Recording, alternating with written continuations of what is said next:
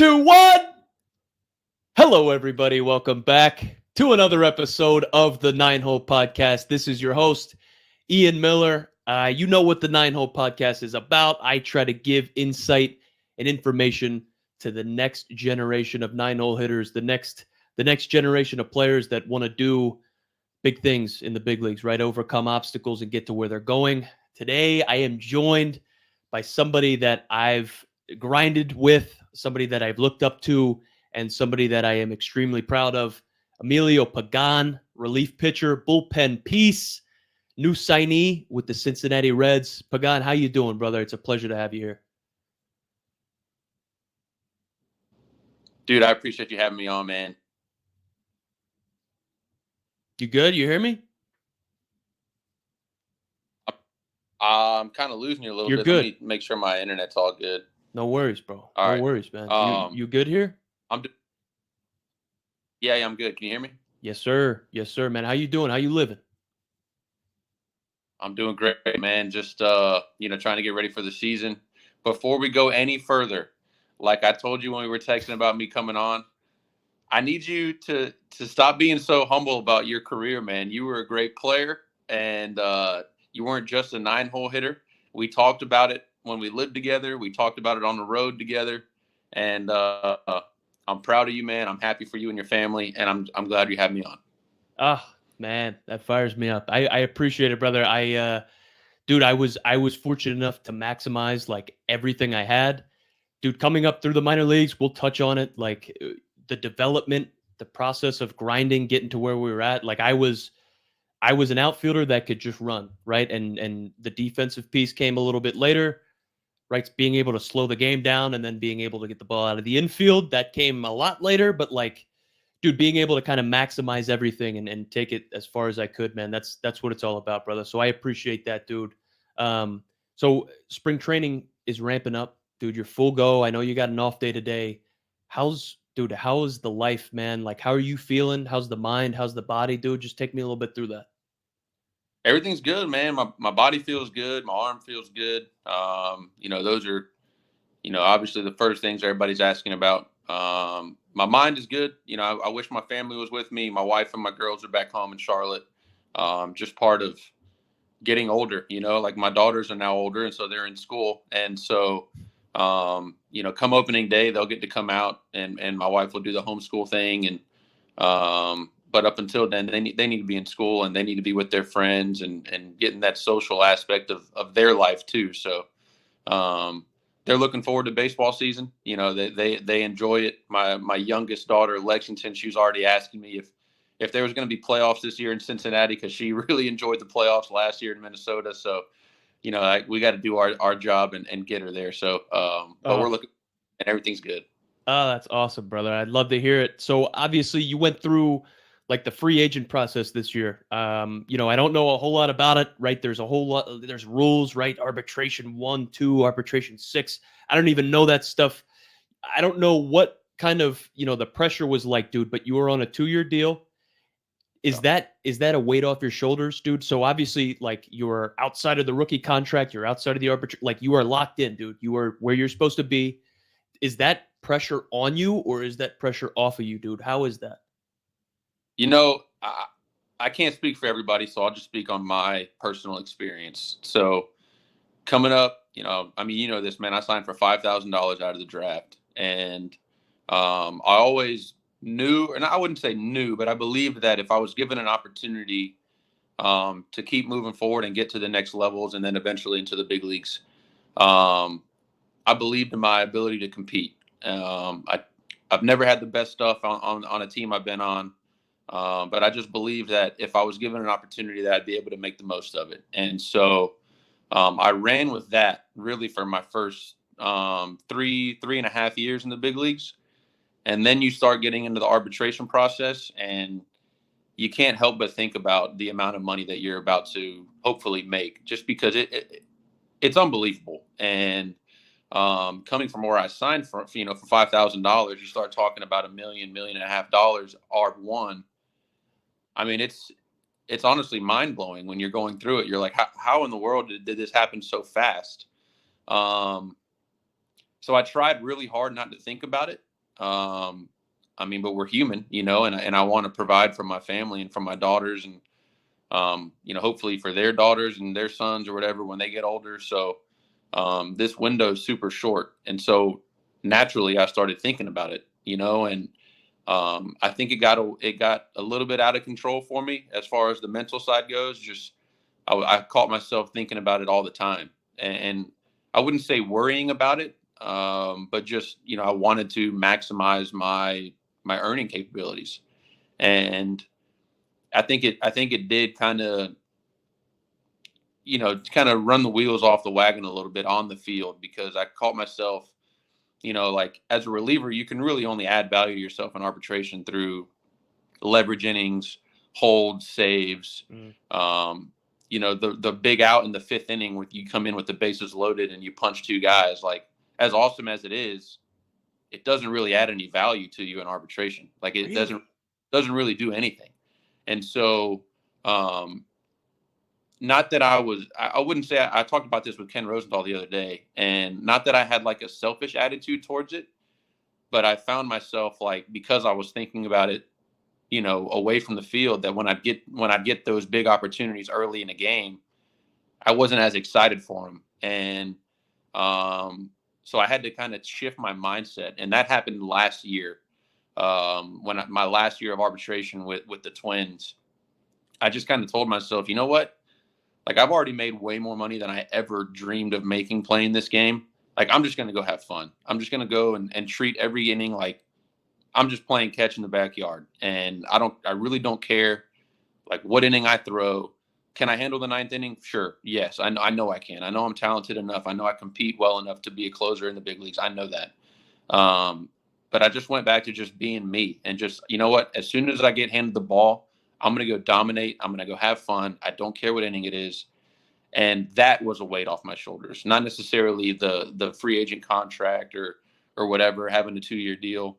Like, as cool as it is, and yes, it's amazing. It's a blessing from God, but like the weight came from just going back and playing baseball and not treating it like a job or where's my next promotion coming from. Like, I just went back to just playing the game, and for me mentally, that was the biggest weight off my shoulders.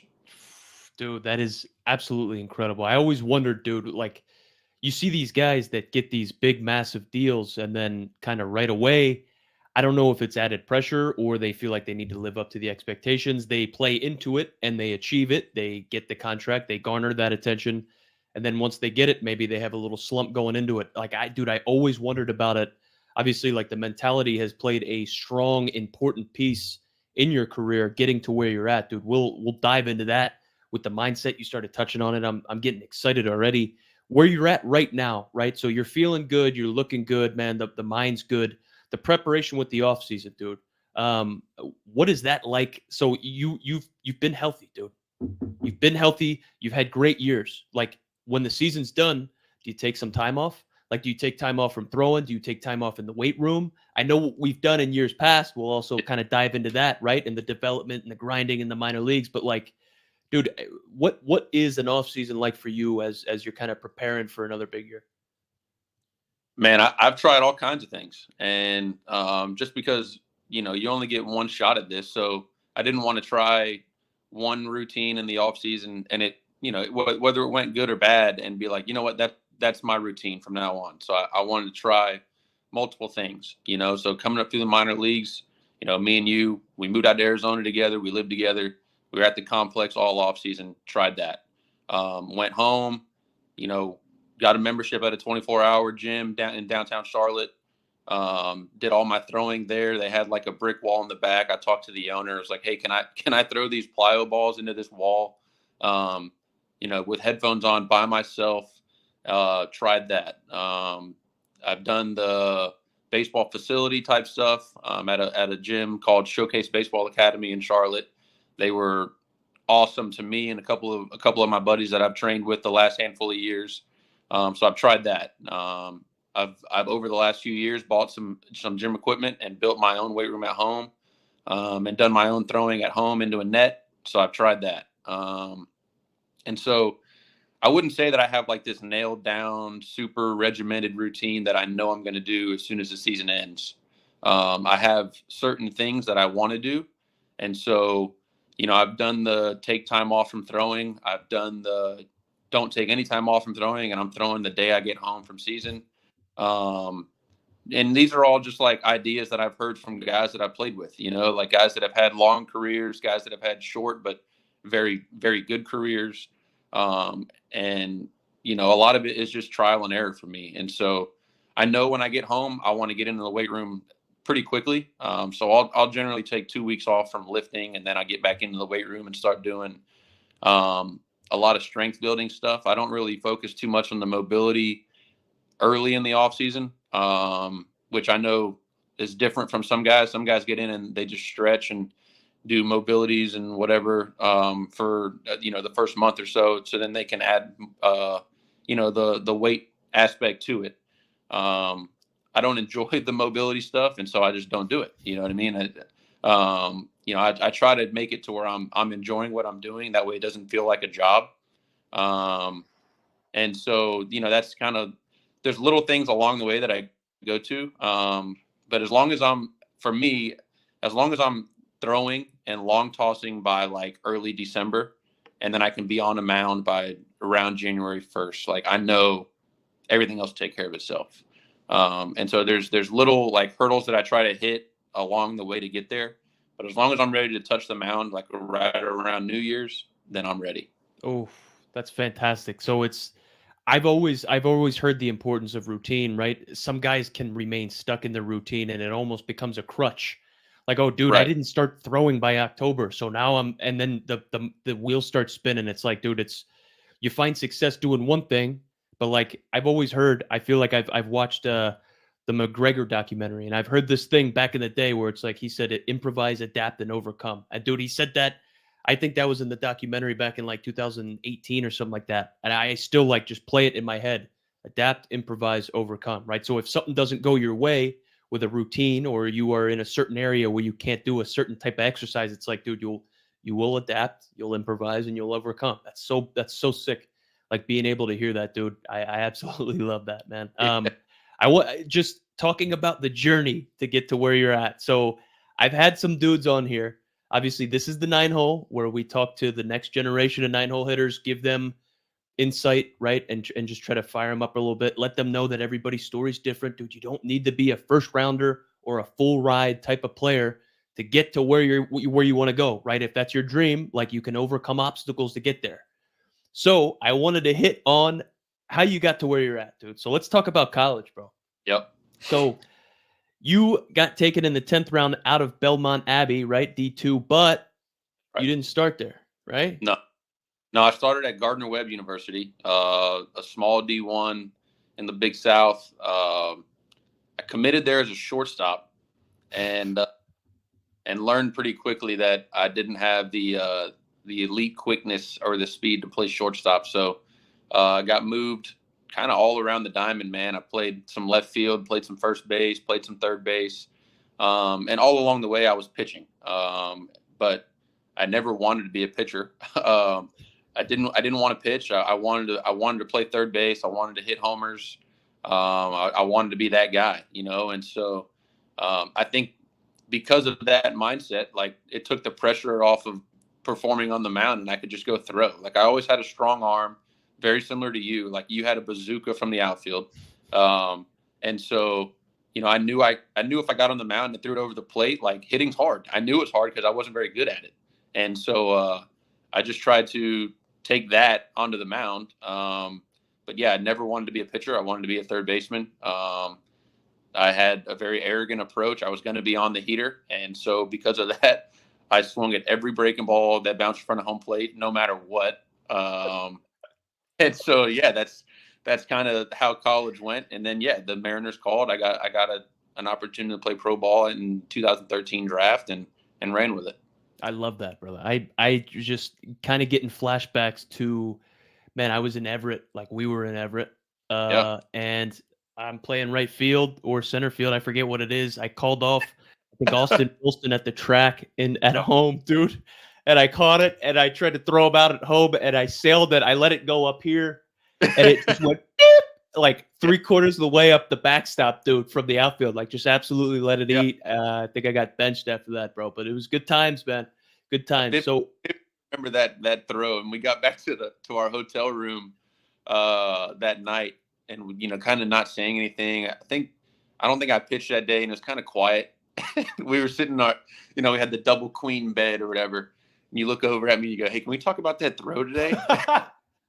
Dude, I'll never forget it. I remember being in that hotel room too, man. I remember listening to like Miley Cyrus, I think. I seriously am like taken back. I feel like I remember that. I'll probably actually send a little bit of this to Austin Wilson, let him know, like, dude, we were talking about it, man. So you, dude, obviously, like, you had a little bit of a headwind. Things weren't working out at Gardner Webb.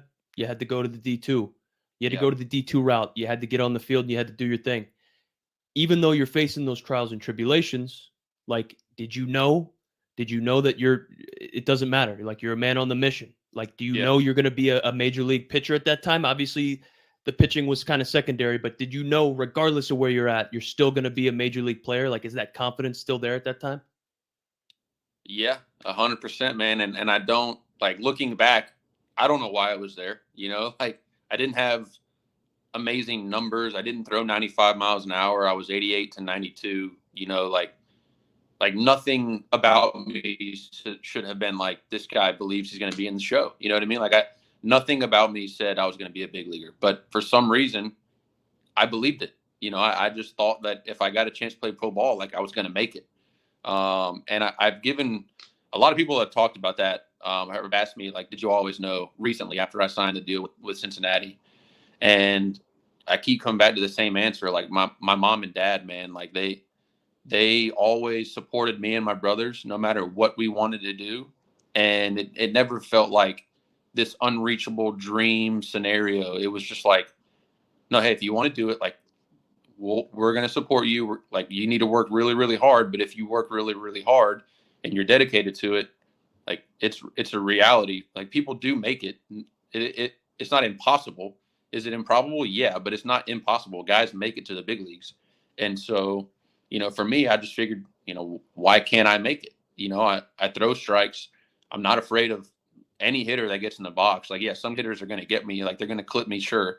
But I think every hitter that I've faced along the way they would agree when I say this, like, I'm going to throw a strike. I'm going to come over the part of the plate. Like, it's in your court now. Are you going to hit it or are you not? Dude, yeah.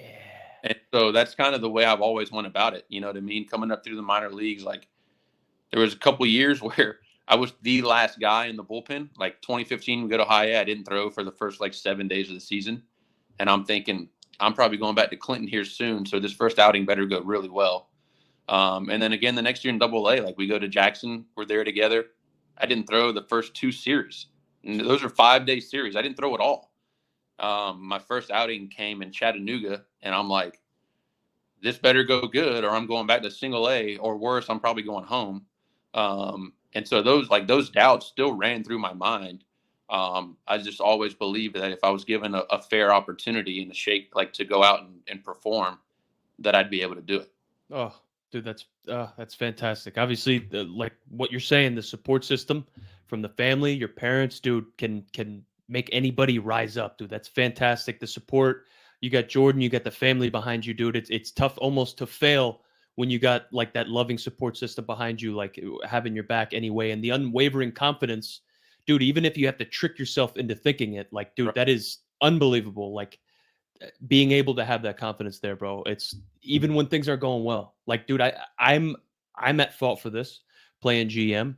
Things aren't going well, dude. It's Double A. I'm at the halfway point. Like, I'm slumping. I'm like, dude, somebody just got called up, and it just steamrolls. It just goes downhill from there, bro. Yeah. So, like, that's so awesome with the confidence, man. The importance of confidence, the support system, right? Being able to take it anywhere. The minor league grind, right? So we get through college, man. 10th round, D2, 10th round, $5,000. So each year, each level, you're trying to incrementally, like, get better, incrementally progress, 1% each day, however you want to say it, dude. Yep. Getting better and evolving, right? The sacrificing in the off seasons, dude. I spent a little time with you. What did that do for you being able to kind of like sacrifice that stuff, say, dude, you know what? Don't necessarily have a ton of money in the bank. I got 5 Gs, but I'm going to risk it all, put all my chips out here in my career, bet on myself, get out there and like separate myself, grind every single day, know that I'm putting in more work than anybody. Like, was that like a big building block for you? And obviously, like we touched in the confidence, like leading to success, but like what little things like that led you through the minor leagues, man? Like what does the hard work and the confidence and the sacrifice all lead to and kind of got you to where you're at? So, I mean, the big part of moving out to Arizona was like I wanted the Mariners and their front office to know how serious I was about this. It wasn't really like it wasn't necessarily about the training. Like I knew I could train at home. I knew I could go get stronger at home, but I wanted them to know like this is it for me. Like I don't have a backup plan. I'm not going home and getting, an off-season job. I'm not going home to hang out with friends and family. Like this is it. Like this is what I want to do. This is what I'm going to do. And I needed them to meet me at that serious level. You know what I mean? Like I needed them to be all in on my career as much as I was. Reciprocate. Yeah. So my idea of going out there was to show them and to prove to them that like I've told you I believe in myself, but now I'm showing you I believe in myself. And so, I remember I had a conversation with Chris Gwynn that first off season we were in Arizona. So started at Instructs, and they approached me about becoming a starting pitcher. Oh, I remember that. Yeah, and so I did the starter thing through Instructs. I kept my head down. I didn't argue with them. But then when Instructs ends, we had our one-on-one player meetings, and they tell you, hey, this is what we like, this is what we don't like, this is what you work on when you go home. And I told him, well, I'm not going home. Like I'm staying here. I'm going to keep working out. And he was kind of surprised. And I said, but I do have one question. Like this whole starter thing. Like, do you think I can start in the big leagues? And he kind of hesitated. And I looked at him. I said, look, man, I'll start. I'll be a starter next year if the Seattle Mariners want me to be a starter in Seattle. But if not, like if I'm just starting just to like throw these innings and cover for some younger kid, like no disrespect to them, like that's not what I'm not interested in doing that. And so if you don't think I can start in the big leagues, then I don't want to start. I'm going back to the bullpen. And I remember he kind of sat back in his chair and was like, who the heck is this 10th round punk from like a D2 school we gave $5,000 to tell me, the farm director, what his role is going to be next year? But dude, credit to him, man. He was like, you know what? I like that. Go back to the bullpen. Like if you're that convinced about it, like let's do it. And so I don't know if that had any impact on me moving forward. But I do know that they knew I was serious and that they knew that I believed in myself. And so, that was the whole idea behind going out there. It's absolutely amazing. So that's the man on the mission mentality, right? That is the mindset, the elite, the confident mindset, dude, the unwavering like faith in your ability. Dude, I mean, growing up, I know even the gamer tag, PlayStation gamer tag, right? MOAM. I'm not going to give out the numbers at the end, right? Yeah, we're going to let it remain anonymous. Yeah.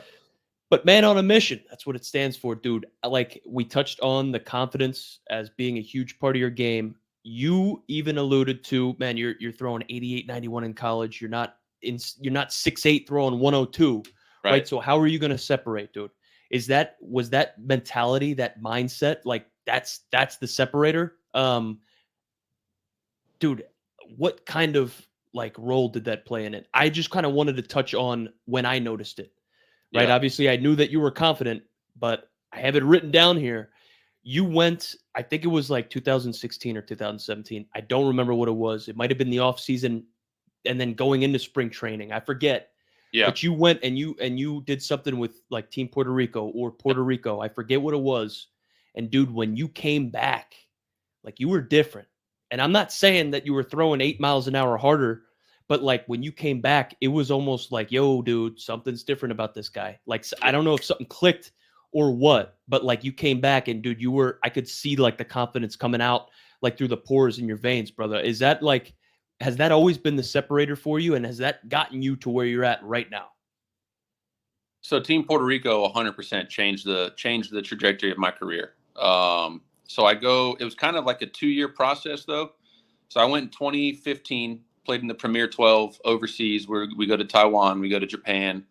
And I threw well. I threw well, but it was still like it was a minor league tournament. You know what I mean?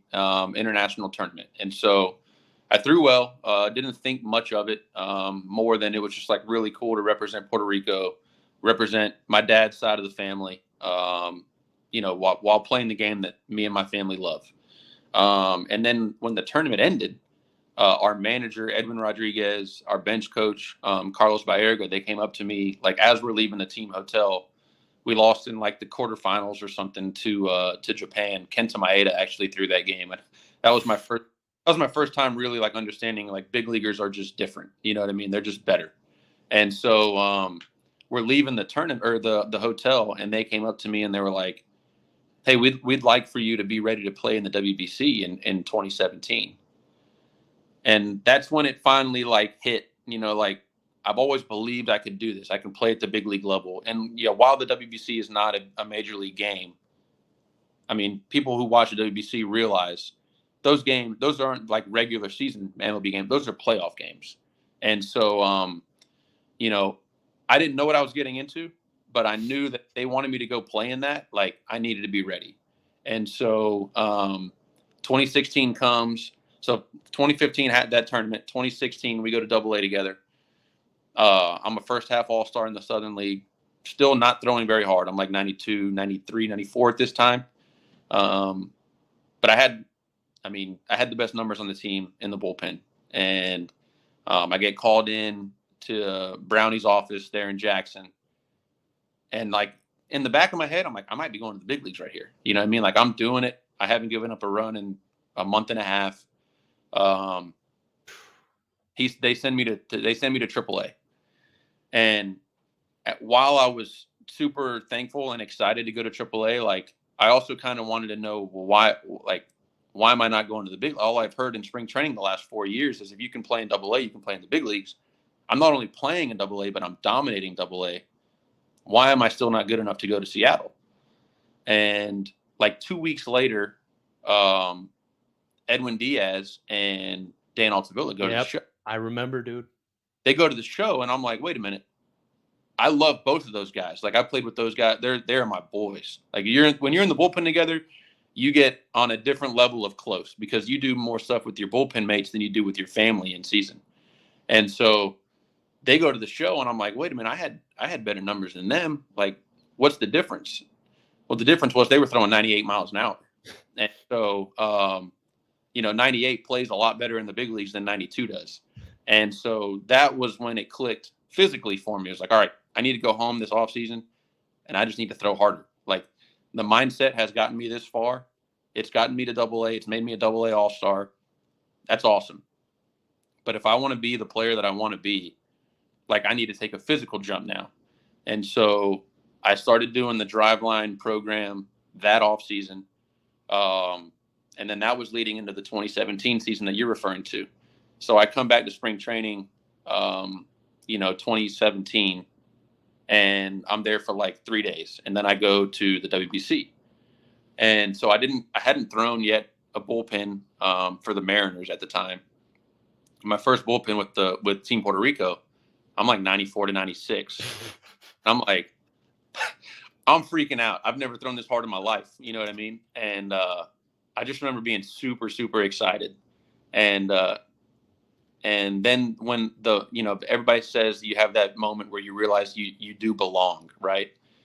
And I'm throwing this bullpen, and Yadier Molina walks over, and he goes, "Hey man, that looks good. We can use that. That can help us be ready to go." And I'm like, this dude's the best catcher in baseball, and he's telling me they can use me. Yeah, dude. And so that's when I felt like, you know what, like I can pitch in the big leagues. And I threw well in WBC and came back, and I actually wasn't invited to Major League Camp that year with the Mariners. And I don't want to go into detail on that, but I wasn't invited at all. And I came back after WBC, and a month later, I'm in the big leagues, and I've been there ever since. So it's crazy, man, how it happened so quick. But I think like you touched on the separator. For me, it was mindset for a really, really long time.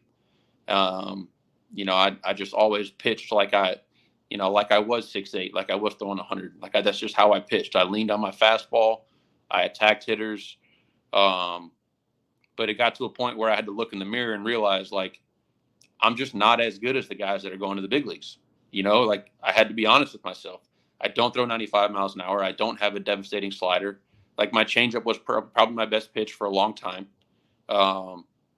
And so I had to get better. I had to throw harder. I looked at the writing on the wall, and the average fastball velocity in the big leagues was going up by like 1.5 miles every year there for a little bit.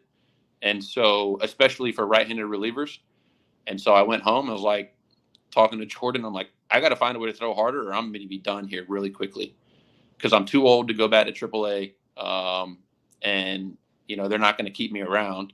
And, you know, I'd love to go play overseas, but my dream is to not play overseas. Like, I want to go play in the big leagues. That's right. And so that was the goal, man. I had to figure out a way to throw harder, and Driveline helped me get there. That's where I've been ever since. It's amazing. So you're relying on what you got, right? You do the mindset thing. You're all in on the mindset. The mindset is strong, and no one can take that from you. That takes you as far as you can go. And then you're like, hey, dude, I got to keep adapting. I got to keep improvising. I got to keep overcoming whatever obstacles, right? You get into the drive line. You're all in. Not that you weren't before, right, in the off seasons, but like, you change it up, dude. You get drive line, dude. Now you're getting sexy on the mound, throwing mid to high nines, dude. You got to keep adapting. You got to keep overcoming, and you got to keep improvising. I wanted to talk about something that you just came up with, dude. What is it? The past couple of years, you implemented a cutter. Yeah. Dude, is that something that you think almost everybody should try to implement, and B, what is the idea behind it? Is it a certain grip, or is it a certain, are you yanking it? Are you on the side of the ball, or is it, dude, like, take me through that, man. Cause I've always tried to force it. I've always had a little natural cut, right? It also led to a couple 10+ errors, right? Like, dude, how are you able to bring that out, man? And like, I don't want to say, are you relying on that in big situations, but like, if you can get off the barrel, right? If you can get the baseball off of the barrel, whether it's cutting an inch or, you know, a couple inches, dude, that's a bunch of wins, man. What is the mindset and the thought process behind the cutter and implementing that into the repertoire? So you'll like this story, and I'll try and keep it kind of short, because it dates back many years. So I had my rookie year in Seattle, had a good year, finished with like a low 3 ERA, threw well. First day of the offseason, literally the first day. So World Series ends 5 days. That 6th day, my phone rings. It's Jerry DiPoto, and he goes, "Hey, we just traded you to the Oakland Athletics for Ryan Healy." I'm devastated. All I could, you know, for 6 years, all I dreamed about was helping the Mariners get back to the playoffs for the first time in whoever knows how many years. So I wanted to be part of that group, and I wanted to be part of the first group that get them back to the playoffs. So they traded me to Oakland. I was off to a really good start there, but like, I was also kind of like taking a back seat, because Blake Trinan's having maybe the best year of any reliever I've ever seen. He had like a .9, throwing 100-mile-an-hour sinkers. Lou Trevino gets called up. He's, in my opinion, probably should have won Rookie of the Year that year. He's like 70+ innings with a low 2. We've got Yusmeiro Petit, who is a machine. He throws 80 innings out of the bullpen every year.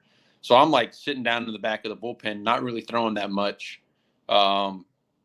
You know, kind of sour, kind of immature. Like, I wanted to be pitching, because I had the good year my rookie year.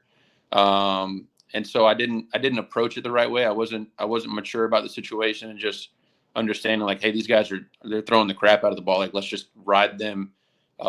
Which they did. When we made the playoffs, we won 98 games. It was awesome experience to be in the playoffs for the first time. But towards the end of the year, you know, like, I'm watching Lou pitch Trevino. He's got this devastating cutter. So he had showed me his grip, and I could not make the ball go left. I just couldn't do it. And so we go to Tampa at the end of the year. It's like mid-September.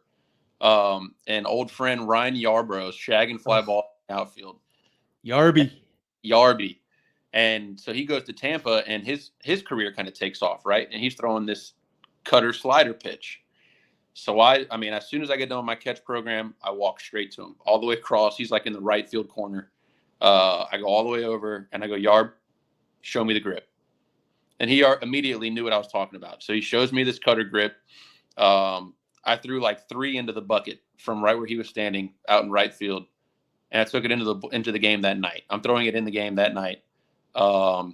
And immediately realized like this is way better than the slider I've been throwing. Like the slider I've been throwing is terrible. It's getting crushed. And so I take that cutter grip into the game that night, and immediately I'm throwing it like 3 miles an hour harder than my slider. And so Tampa notices it. You know, I'm in Tampa. They notice it on like their camera system, their Kinetrax or whatever it's called. And so fast forward again, I get traded again, like late in the off season, but still before spring training. And so I get traded. I start getting phone calls from Tampa. Their pitching coach, Kyle Snyder, reaches out. He goes, "Hey, tell me about this breaking ball you started throwing in September." And I go, "Funny story, man. Like, I learned it from you. Like, you taught it to Yarborough. Yarborough taught it to me." And he goes, "Really? That's interesting." And so I throw it in Tampa in 2019, had the best year of my career to this point. And, you know, I think it definitely changed my career, that pitch. But then moving past that, 2020, 2021, 2022, I started leaning on it a little bit too much, in my opinion. Like the strength of my game is my fastball. There's no secret about it. Like my fastball is my best pitch. It's why I'm in the big leagues. It's got the low approach angle. It's got the ride. It's got a little bit of velo.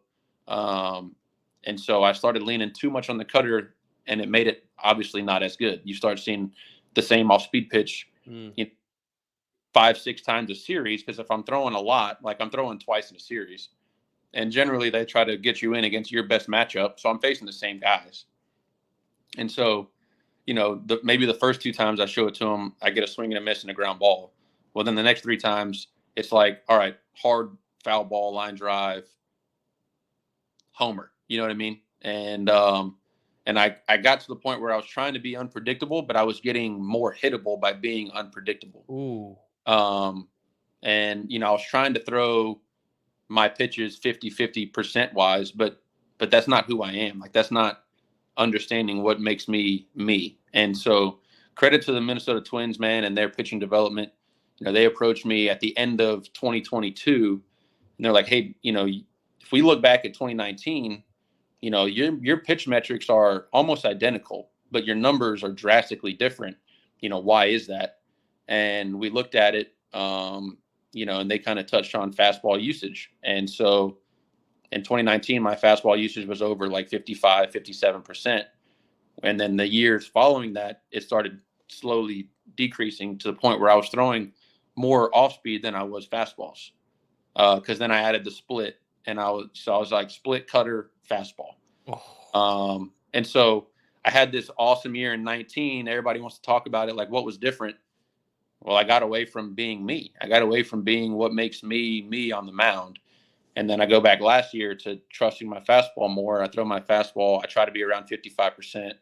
And I have almost the identical numbers that I had in 2019, which is, I mean, hilarious, you know, outside perspective looking in. But for me at the time, I was like, I could have been doing this all along. Like, you dummy. What have you been doing? Why are you trying to trick people? Throw your fastball. And so as good as the cutter has been, that was a long way to get to this point.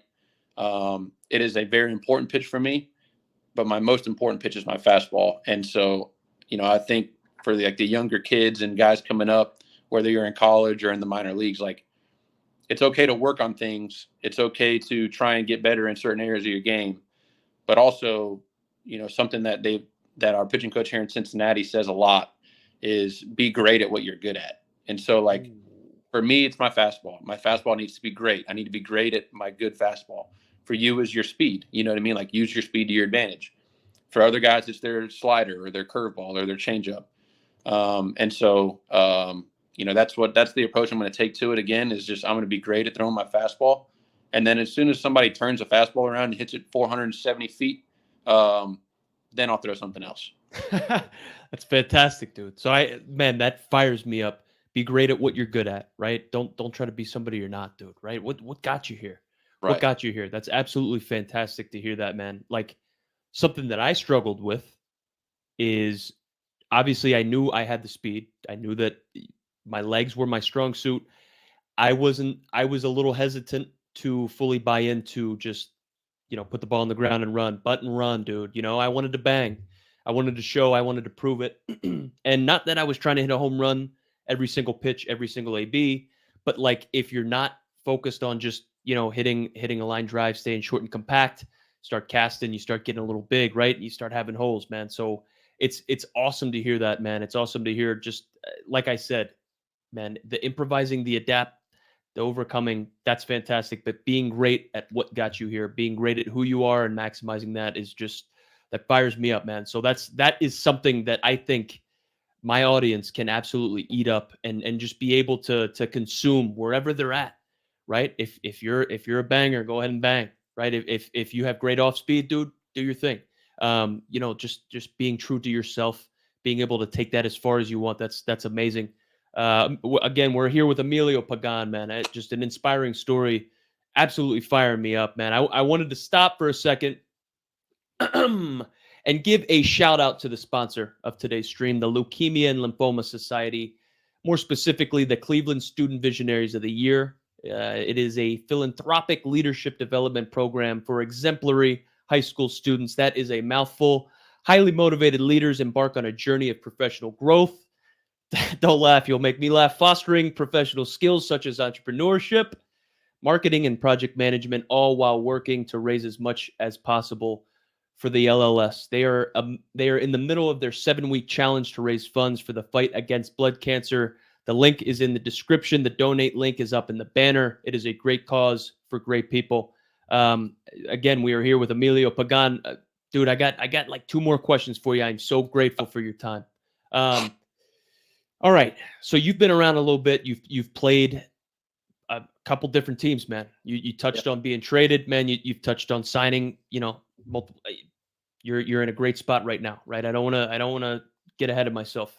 Where is your favorite spot to play? Where's your favorite spot to visit? Obviously, wherever you are at home is probably your favorite spot right now, right? But when you're on the road, dude, where's the best spot to go? Whether it is playing wise, like field, or if it's like the overall atmosphere. I just had Justin Steele on here. Dude, I think it was Monday. I think it was either last Monday or this Monday. And he was talking about, dude, he loves being in Miami because he's a sucker for a beach vacation, right? If he can get an off day there, dude, he's living the dream. Where is your favorite spot to go and why? So I actually don't enjoy the traveling aspect of this game. I'm a big homebody. I like being at home with my family. That's just who I am as a person. So I don't necessarily, when we go to a place, I don't get out of the hotel much. My wife will drag me out. Jordan will drag me out, and she'll be like, we're going to go here today, because she's much better at the traveling than I am. But as far as playing goes, Yankee Stadium, hands down, it's not close. For me, growing up, it felt like every October the World Series was in New York. We're around the same age. Like in the 90s, they were in the World Series every single year. So like when I thought about the best teams and the most important games, I always thought about Yankee Stadium. And I've always wanted to play there. I've always wanted to beat the Yankees.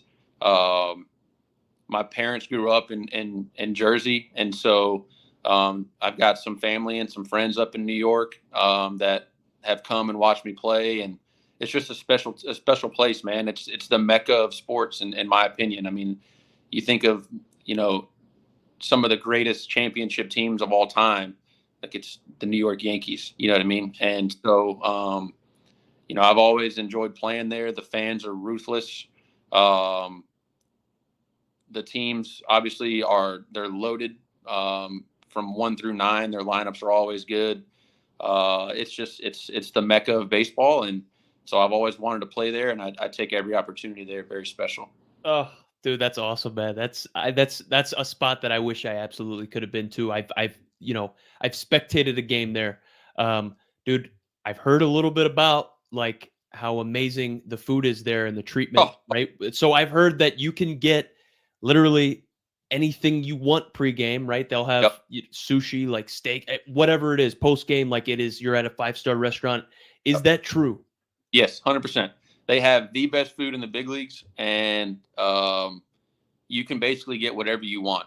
Especially like on getaway day, like they have like 5 or 6 different stations of food, all kinds of stuff. They've got the pizza, they got the New York style pizza, they've got steak, they've got lobster tail. They go, Oh. you know, they've got it all. They've got an Italian section, they've got a Latin food section, they've got it all, man. So my favorite thing there, they've got this skirt steak that they serve pregame, with like a vodka penne pasta sauce. Oh man, it's so good. It's amazing, bro. Oh, I'm so hungry right now. That's amazing. So that's okay. So I'm glad that that is confirmed, right? Yes. That's confirmed. That is not a rumor. So that is the favorite spot to go. That's the favorite spot to visit. I got 2 more questions for you, brother. I am so grateful for your time, dude. I'm trying not to have this drag on, but I got a million things running through my head. I want to bounce off you. Toughest hitter you faced and why?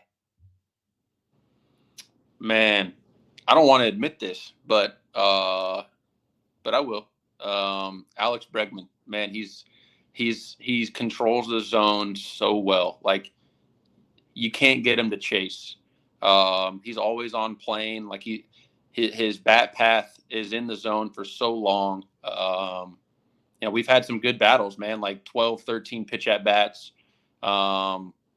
And you know, he's clipped me a couple times. I've gotten him a couple times. But I know every time he comes to the plate, I know I better bring my best foot forward. I don't know if he sees it really well off of me or not, but it feels like it. I remember in 18, I had just started throwing this splitter, and I hadn't thrown it to any right-handed hitters yet. I was only throwing it to lefties. And I'm in the middle of this like 10 or 11 pitch battle with Bregman. And we get to 3-2. And I think Jonathan Lucroy was catching. He comes out and makes a mound visit. He goes, "Hey, let's stick this heater away. And if he hits it, he hits it. But like, we've showed him everything we got." And I go, "No, we haven't. I'm throwing him a split right here. He's not going to see it coming. He's going to swing over the top." I was like, all I got to do is execute it just below the zone, and I'm going to get a swing and a miss. And Lucroy kind of looks at me like I got 3 heads, because he's like, "You just started throwing this pitch. Like, we're not throwing that right now." You know, he's this veteran catcher that's been around the game a lot longer than I have. And I just look at him. I'm like, "Dude, I'm throwing the splitter. Like, let's do it." And he goes, "All right, let's do it." And I throw the best splitter I've thrown in my life to this point, just below the zone at like 90 miles an hour. I've been throwing heaters up and away at 97. And he just like, it's almost like he was spitting on it halfway to home plate. You know what I mean? And I just kind of look at him and he's walking down the line, and he kind of like, you know, nods his head like, "Hey, good pitch, but not this time." And so fast forward, we're in San Diego. We trade for Joe Musgrove. Musgrove knows him really well. I have another long at bat with him, and he flies out to the warning track. And I look over at him at third base. I grab Joe Musgrove, and I'm like, "Hey, get your boy's attention. I need to say something." So he like is whistling at him or something to get his attention. He looks over, and I just put my hands up in the air. Like, "Dude, you can't hit the ball that well against me every single time." You know what I mean? Like, at least once, give me a quick 1-pitch rollover. Like, I'm battling for my life out there. It's amazing, like, dude. I'll go him. That's amazing. And I think, dude, I think that's cool. I've talked about Alex Bregman on the podcast before. We've kind of talked about his work ethic a couple times, especially at LSU, man. You know, there's obviously, however you want to look at it, there's discrepancies about, dude, what's going on in the past, man. Like, at the end of the day, guy works hard. Guy isn't necessarily physically imposing, right? He might be a little smaller, right? Same with the Altuve thing, man. Like, those are, regardless of how you want to say it, those guys are ballers to be able to do what they are doing, right, at that level, regardless of anything that's said about them, man. Like, to be able to compete at that level over X amount of time and have that physicality, dude, it's amazing. So, Emilio Pagan, this is my last question for you. This is obviously the 9-hole podcast, dude, where we talk to the next generation of 9-hole hitters, man. So when you think about a 9-hole hitter, man, what traits, qualities, characteristics, dude, make up a good 9-hole hitter? You are motoring through a lineup. It is a big spot, and you're cutting through the order like butter. but there's this 9-hole hitter that you just don't want to face. Why? What does he do? What is he able to do? And how is he able to make that AB tough? So something that I used to hear you say all the time coming up, pregame in the minor leagues, we're in the dugout, and we're looking at the lineup or whatever. Your favorite thing, at least what seemed like your favorite thing from my perspective, was to ask the hitting coach, hey, what round was this guy drafted in? You know what I mean? For the starting pitcher that day. That's right. And I loved it. I absolutely loved it because your mindset was, I hope he's a first rounder because I'm going to show him that I should have been a first rounder. I'm going to show him that I'm just as good, if not better than he is. And he better meet me at that spot today or I'm going to eat his lunch. And so that's something that's always stuck with me, man. Like the guys that embody, like embracing the 9-hole are guys that are like bulldog mentality. Like I'm coming to beat you today. They're normally pretty aggressive at the dish, ready to hit from pitch one. And you better, the 9-hole, historically people talk about the 9-hole as this is an out, baseball's too good, especially at the highest levels. Like there's no sure out in the big leagues. And so, you can't approach it that way. And if you do, that 9-hole is going to crush you. And so that's something that's always stuck out to me and a memory that I think about all the time. And kind of something that I have tried to implement into my game. Like when I take the mound and somebody's in the batter's box that signed for hundreds of millions of dollars, like what would Ian say right now? Like, oh, you signed for how much? All right, watch this. You know what I mean? Dude, I love that. Oh, I love that. Man, it's something that stuck with me back from the first time I heard it in Pulaski, and that was 11 years ago now. And I've tried to run with it, man. I loved it then. I love it now, and that's kind of what I think of. That fires me up, man. It's crazy, dude. Obviously, like in the beginning years, like that stuff matters. Where you're drafted, dude. You know how much money they invested in you. So I always took that as a chip on my shoulder. Like, dude, what? Yeah, that guy signed for a couple hundred G's. Like, let me embarrass him. I don't care. Yeah. You know what I mean? So I actually forgot about that, brother. I swear I forgot about that. Like all the way to like Menchaca, Chaka.